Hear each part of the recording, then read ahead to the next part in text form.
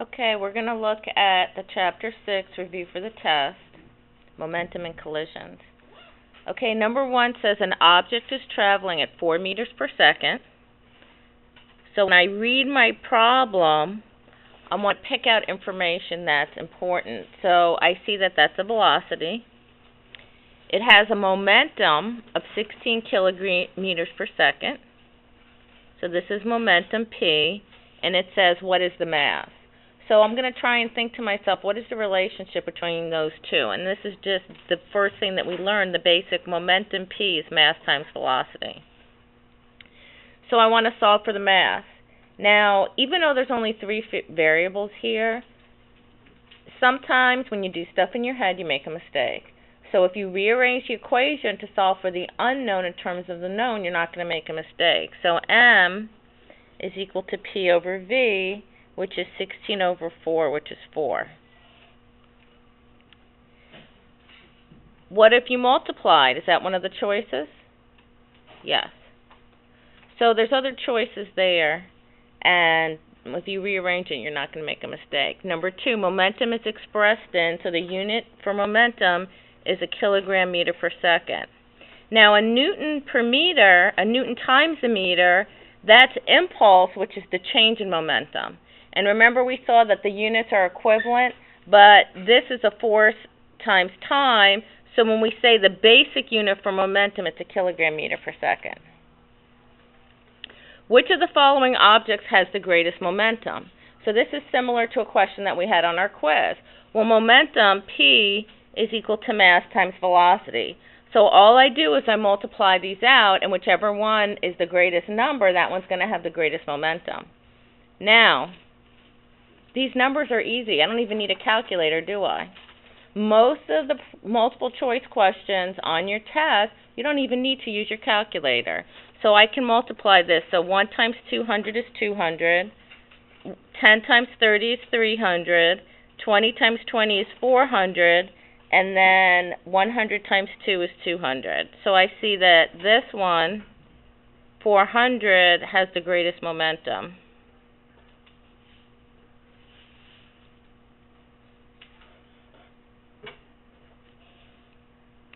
Number 4, a mass with a momentum of 40 kilogram meters per second, so that's P, receives an impulse, this is delta P, of 30 newtons times a second, in the direction of its motion, the final momentum. So let's think about this for a second. We know that impulse, delta P. So what does this mean, delta P? This is the change in momentum. So change is always the final minus the initial. Well, they gave us this, delta P. They said that a mass with a momentum of 40 receives an impulse. What's the final momentum? So we have the initial momentum, and we want to find the final momentum. So if I just put this on the other side, I see delta P plus the initial momentum is equal to PF. And again, this is where you're going to make a sign convention mistake. Instead of adding the two values you have, if you were to subtract them, you're going to get the wrong value. Okay? So delta P was 40. Oh, that's the initial momentum. So the impulse is 30 plus 40 is equal to 70. And if you subtracted them, or you divided them, or you multiplied them, you see how that's every other choice here? So any other possible math mistake that you would do, that's one of the other choices. So if you added, subtracted, or divided, subtracted, multiplied, or divided, those are all the choices. Number 5, a 15 Newton force, so this is F, acts on an object in a direction due east for 3 seconds. So this is the time. What will the change in momentum be? Well, I know that the change in momentum is the impulse. So that's delta P, and that's equal to FT, force times time. So it's 15 times 3, which again, I can do that in my head. 15 times 3 is 45. But So I can cross off these two answers. Now I have A and B. We know that momentum and impulse, these are vector quantities. That means they have both magnitude and direction. So the direction would be the direction in which this force is acting. So the force is acting to the east. So this is also acting to the east. So this is choice A. Number 6. The diagram below shows two carts initially at rest on a horizontal frictionless surface being pushed apart when a compressed spring is attached to one of the carts is released. If the 1 kilogram cart moves to the left with a speed of 6 meters per second, then the 2 kilogram cart moves to the right with. So first of all, one of these is going to the left and the other one is going to the right. Now, initially, both these carts are at rest. Conservation of momentum says the total momentum before is equal to the total momentum after. So the momentum of this cart is going to be equal to the momentum of this cart. Okay. Now, I could write my whole conservation of momentum equation, but with this simple type of a multiple choice question, I know that if I worked it out, even if I wrote out MAVA plus MBVB is equal to MAVA prime plus MBVB prime, if both initial velocities are 0, and I move one to the other side, they're going to be equal and opposite. So, and I'll just show you that MAVA plus MBVB is equal to MAVA prime plus MBVB prime. Now, you don't have to work all this out. I'm just explaining it to you. Now, both of these are initially at rest. So if I take one of these and put it on the other side, it's negative MBVB prime is equal to MAVA prime. So what I'm just showing you is that the momentum of these two are equal and opposite. Okay? So I wouldn't write all this out. Obviously, when I'm doing the multiple choice on the test, I would just say this times this is going to be this times this. So 6 times 1 is going to be equal to 2 times whatever that velocity is. So 6 divided by 2 is going to be 3. So the answer is 3 meters per second.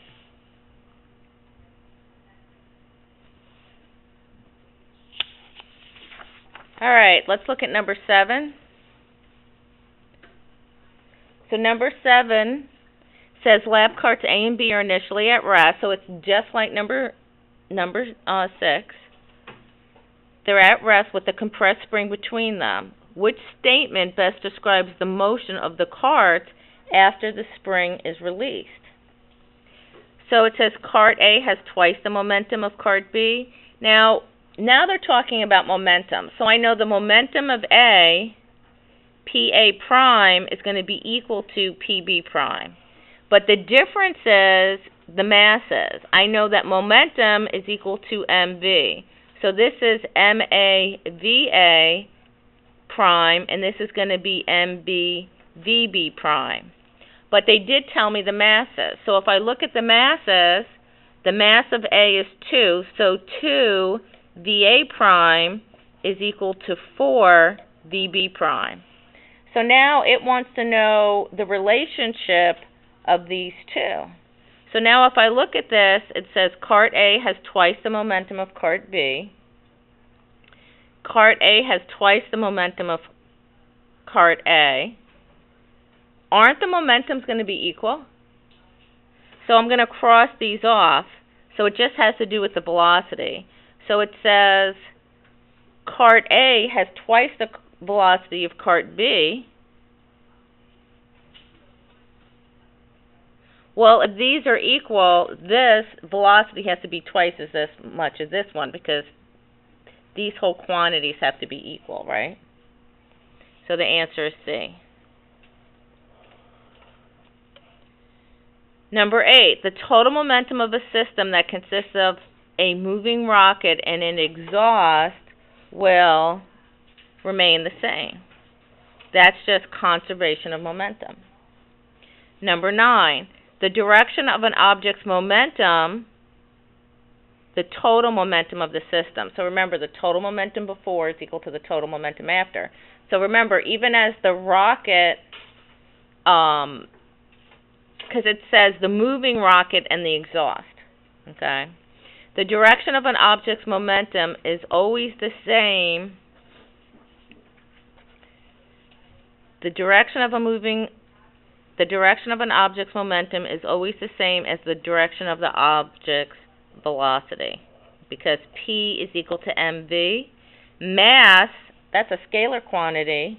This is vector, so the momentum has the same direction as the other vector quantity, which is the velocity.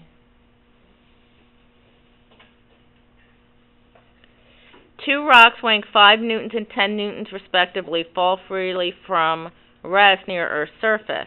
After 3 seconds of free fall, compared to the 5 Newton rock, the 10 Newton rock has a greater, okay? So first of all, they told me we're comparing the 5 Newton and the 10 Newton rock. Well, they're both falling through the air, so the difference is the difference in the weight. Well, I know that weight is equal to mass times gravity, right? F of g is mg. So the difference is the mass. So if P is equal to mv, what it's going to have greater of, if it has a greater mass, it's going to have a greater momentum.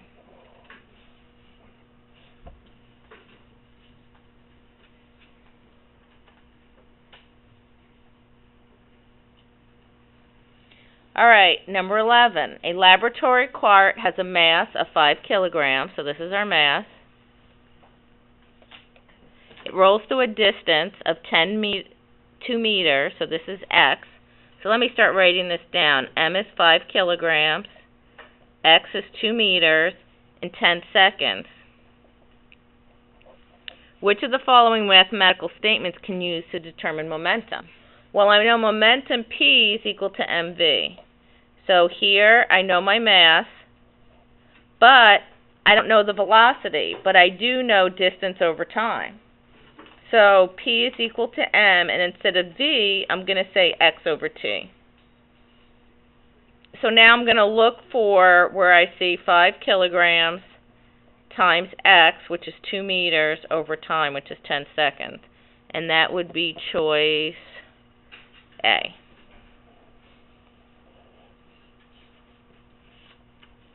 Number 12. What is the momentum of a 1.5 times 10 to the 3 kilogram car as it travels 30 meters per second due east for 60 seconds?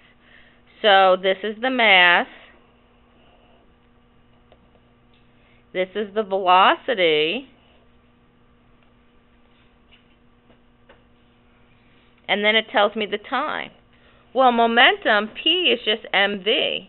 I already have the mass and velocity, so I don't need that 60 seconds. They told me something extra that I don't need. So I just multiply the mass times the velocity, and when I do that, I get choice A. All right, number 13. It says a 10 kilogram model rocket's engine is designed to deliver an impulse. So impulse is the change in momentum, delta P, which is 6. If the rocket engine burns for 0.05 seconds, that's T, what average force?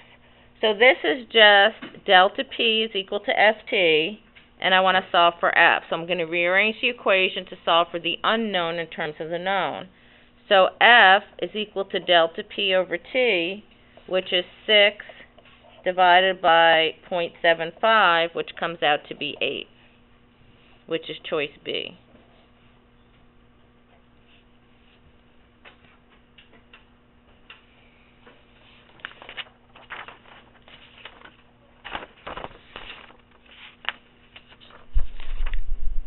Okay, let's look at 14 and 15.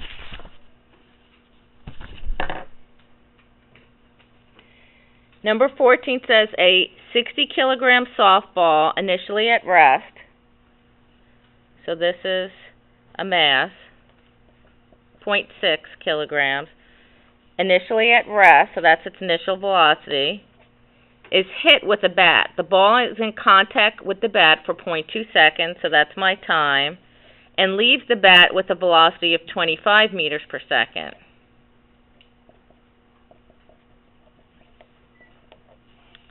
What is the magnitude of the average force? Now, the reason they say magnitude is if I hit the ball with the bat, I'm hitting it this way, but initially it's 0. So if this velocity is going in whatever I'm calling opposite direction, this would be negative. Like if I threw the ball one way and it went the opposite way, but this one it's initially at rest. So when it says magnitude, that means it doesn't matter the direction. It just wants the number, so we won't worry about that. So Ft is equal to m delta v. So we want to solve for the force. So F is equal to m delta v over t. So it's equal to 0.6 kilograms. The change in velocity would be actually 0 minus 25. You see how I'm going to get a negative value? Over 0.2. So the force actually comes out to be negative 75. Yes? I thought it would be VF minus VI. Anyway. Oh, thank you. Yeah, 25 minus 0. So it comes out to be positive. So 0.6, so this is positive 25. So 0.6 times 25 divided by 0.2. So this comes out to be 75, which is choice D. And then our last problem shows a clown, so hopefully no one is afraid of clowns when you see this picture. In the diagram below, a 100-kilogram clown, so that's the mass of the clown, is fired. So again, him being fired, this is the event. Okay? So initially, both velocities are 0. So the clown's going this way. I'm going to call this way positive, and I'm going to call this way negative.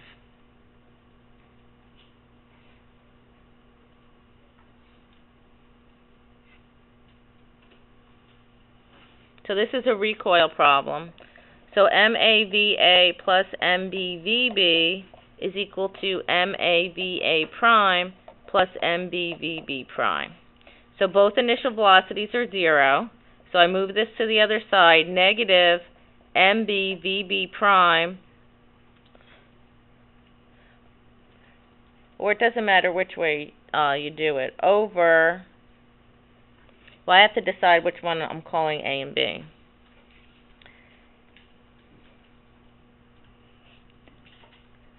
Over MA is equal to VA prime. Or we can do this the same way we did before, and we know that this times this is equal to this times that, right? So I could just say 500 times V is equal to 15 times 100, right? So when I do that, I end up getting 3 meters per second, C. And that's it.